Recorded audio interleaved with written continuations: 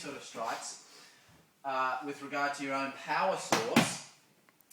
If you're, for instance, Tommy and I were about sort of the same size and build, probably about the same weight.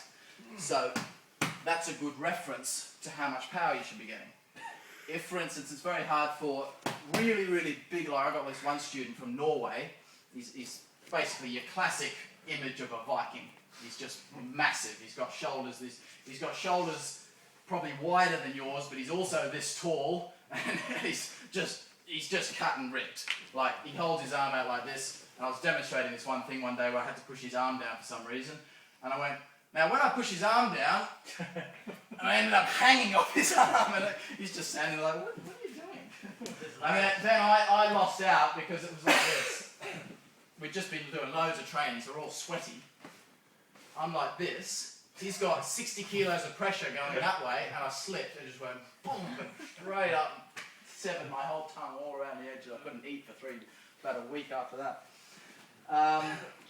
Alright, yeah, so what he found was, of course, when he's hitting the bag, he's twice my size. So when he's hitting the bag, he's getting the same amount of power that I'm getting. He's one of my senior students, so he's quite good at striking anyway, but he's getting the same power that I'm getting when I'm hitting the bag. And so he's sort of thinking, oh, well, you know, what's so good about this Fa Jing then if I'm getting, you know, I can't really do it properly yet, but I'm getting the same power as you. And I said, I went like this, and I went, see the difference? Literally.